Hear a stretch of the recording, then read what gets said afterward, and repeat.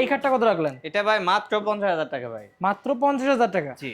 এবং এটা দুই সাইডে সেম নকশা, একদম A to Z কমপ্লিট এবং কি সেম টু সেম নকশা হবে ভাই। সেম টু সেম নকশা হবে। জি। এবং কাঠের পুরুত্ব কয় ইঞ্চি আছে? এটা 2.5 ইঞ্চি থাকবে ভাই। 2.5 ইঞ্চি পুরুত্ব। জি।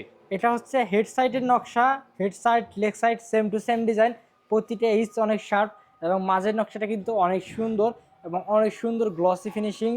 এবং মাঝে কিন্তু ডয়ার আর কি স্লাইডিং গ্লাস আছে, দুই সাইডে কিন্তু দুইটা ডয়ার আছে। জি। এবং মাচা কয় ইঞ্চি পুরুত্ব হবে? মাচা থাকবে 1 ইঞ্চি ভাইয়া। 1 ইঞ্চি। জি। এবং মাঝে কয়টা গুঁড়া দিবেন? মাঝখানে 2টা গুঁড়া হবে। দুইটা গুঁড়া থাকবে। জি। এবং এটা যে আকাশমণি কাঠ আমরা কিভাবে বুঝবো? ভাই আকাশমণি কাঠে দেখবেন ভাই এই যে ফাইবার গুলো কাছে আসেন আমি দেখাই, এইরকম সুন্দর ফাইবার থাকবে এবং কি এই যে এরকম কালো কালো ডট গুলা থাকবে।